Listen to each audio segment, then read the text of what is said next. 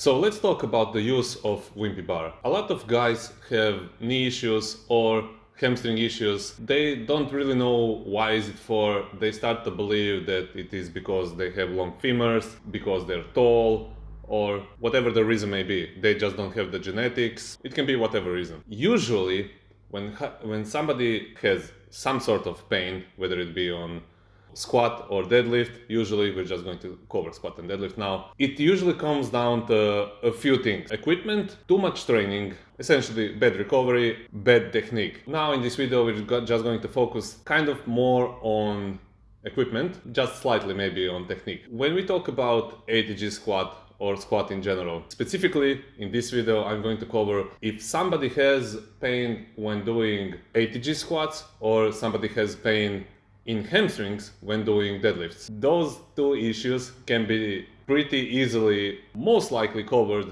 with the bar, with the use of the bar. I know that there is some sort of a meme around powerlifters are divas, they want, their equipment to be just right and the conditions have to be just right, which is all good. If you're a powerlifter, this is like super important, obviously. But if you're just a general strength guy or you want to build muscle, you want to build more strength in general, this is not really much important, And especially if you're having some aches and pains, it can be just because of the bad equipment, which is a good news. Obviously, people who are not that much experienced, I'm not like talking about super beginners, don't necessarily start thinking that it's because of the equipment that something can hurt. So I'm just going to give here a really brief personal example. Lately I have been having a little bit of back pain. It was really weird, specifically lower back pain on the left side. Never in my life ever. I have been lifting soon to be 17 years now. I have never ever had lower back pain. Suddenly, back pain out of nowhere. So at first I thought maybe this is because I tore my right quad in January and maybe I'm somehow compensating and shifting, probably it was something else. Because if this is true, most likely something would happen in these years. Maybe because I'm also older, I also covered that possibility, but it wasn't. So this is what happened essentially. You will see how interesting this is. My gym owner, he was forced to add another layer of rubber on top of the platform, because we were making a lot of noise. I started training on this platform, which had a lot of rubber. And this rubber is kind of weird, just, not to go too deep into this. After a while of deadlifting on this rubber, weight would usually bounce unevenly on the rubber. This is just one thing. And on top of that, when I would lock out, usually I kind of felt like I sank just slightly in the rubber. Anyway, you obviously know where I'm going with this. I mentioned this to him and I just asked to try to deadlift without this rubber. After first deadlift workout, the pain stopped. I'm just giving you this as an example of how equipment can trick you. You can think that it can be a lot of other shit while it's just, bad equipment essentially. The owner is super cool guy and he pretty much immediately added another layer of board on top of the old platform and left the big rubber to dampen the noise on the side. If somebody, when we are talking about deadlift obviously, if somebody has some hamstring issues, this is a super common thing and I'm so happy that I can tell this to people who don't really understand why is this happening, is most likely because they're deadlifting with weird weights. Sometimes it can be those hex weights, which are super terrible for deadlifts, and with stiff bar. So there is a difference with stiff bar and a wimpy barbell. Wimpy barbell, it has a gear, it flexes when you start lifting on the deadlift, and the stiff bar obviously doesn't, or if you're strong enough, it will, but very, very, very slightly, unless you're like Eddie Hall. When you are training with a wimpy barbell, it has a give in the beginning of the movement. So in the beginning of the movement, it will flex slightly, just slightly. If you have I'm not talking about the deadlift bar, which is completely other stuff.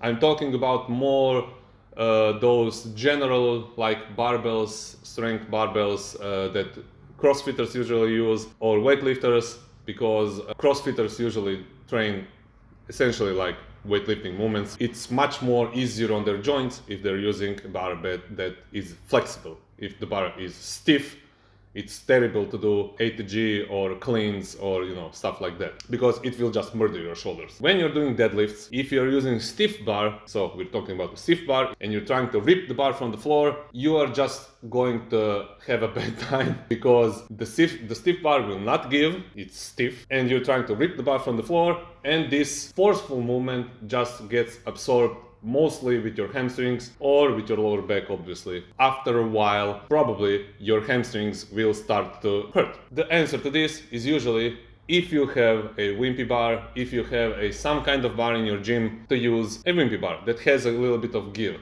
If you don't have a bar like this in your gym and you have pain in your hamstring when it comes to technique with your regular deadlift, you can just start not trying to rip the bar from the floor and be a really patient from the floor.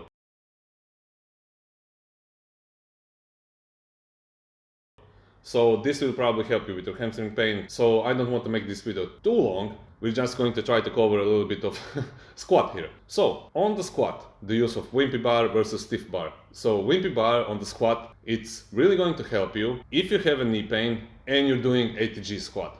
So if you're doing ATG squat and you have knee pain and you think like, oh my god, my knees are weak, I have knee pain because even with light weight it starts to hurt on the bottom, which may be true. I'm not saying that it 100% isn't true, but in a lot of cases it's just because you're using stiff bar.